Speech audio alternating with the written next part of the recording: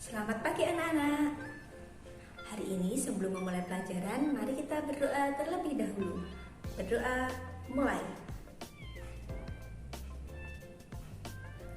Berdoa, selesai. Hari ini kita akan belajar mengenai jenis usaha ekonomi masyarakat. Kegiatan ekonomi adalah seluruh kegiatan yang dilakukan manusia untuk memenuhi kebutuhan hidupnya. Kondisi geografis yang beragam menyebabkan perbedaan pula kegiatan ekonomi warga masyarakat di sekitarnya.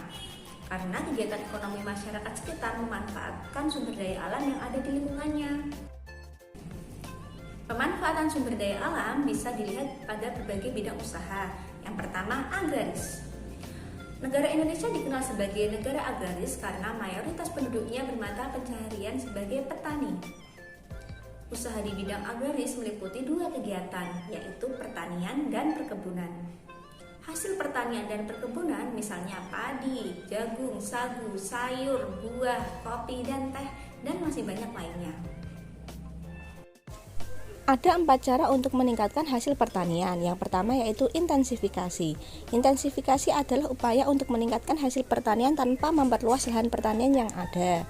Yang kedua, ekstensifikasi, yaitu usaha meningkatkan hasil pertanian dengan memperluas lahan pertanian.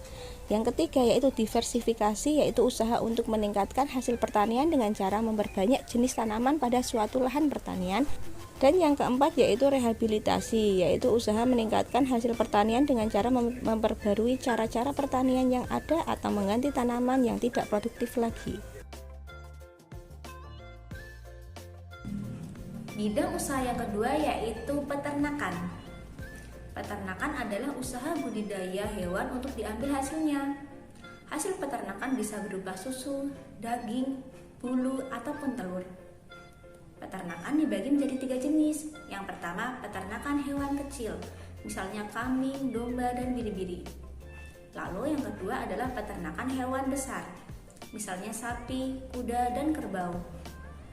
Dan yang ketiga adalah peternakan unggas, misalnya ayam, bebek, dan burung puyuh. Bidang usaha yang ketiga yaitu perindustrian. Perindustrian adalah kegiatan mengubah bahan mentah menjadi barang setengah jadi atau barang jadi. Usaha industri dapat dikelompokkan menjadi industri rumah tangga, industri sedang, dan industri besar. Bidang usaha yang keempat yaitu perdagangan. Perdagangan adalah kegiatan membeli barang dagang dan menjualnya kembali kepada konsumen. Secara ekonomi, kegiatan perdagangan antar negara ditandai dengan ekspor dan impor. Ekspor adalah usaha menjual barang dari dalam negeri ke pasar luar negeri, sedangkan impor adalah usaha memasukkan barang dari negara lain ke pasar dalam negeri. Bidang usaha yang kelima yaitu kehutanan. Hutan Indonesia berperan penting sebagai paru-paru dunia. Hutan juga berfungsi sebagai tempat berkembangnya berbagai fauna. Dari segi lingkungan, hutan menjadi daerah resapan air hujan. Hasil hutan antara lain kayu jati, meranti, ulin damar, dan rotan. Bidang usaha keenam adalah pertambangan. Barang tambang dibedakan menjadi 3, yaitu barang tambang mineral logam, misalnya emas, perak, tembaga, timah, bauksit, dan nikel. Barang tambang mineral non-logam, misalnya belerang, gipsum, marmer, dan batu gamping. Dan barang tambang ketiga yaitu sumber energi, misalnya minyak bumi, batu bara, dan gas alam. Bidang usaha ketujuh adalah perikanan. Perikanan dibedakan menjadi 2, yaitu perikanan darat dan perikanan air laut. Perikanan darat yaitu usaha memelihara dan menangkap ikan di perairan darat. Perikanan darat terdiri atas perikanan air tawar dan perikanan air payau. Sedangkan perikanan air laut yaitu usaha menangkap ikan di pantai atau laut. Jenis usaha pada bidang jasa. Bidang jasa berkaitan dengan pemberian layanan kepada konsumen. Contoh usaha jasa selain pariwisata antara lain perbankan, keuangan, asuransi, kesehatan, dan hukum. Usaha-usaha di bidang jasa pariwisata antara lain sebagai berikut. 1. Pengelola jasa penginapan. 2. Usaha penjualan barang cindera mata atau souvenir.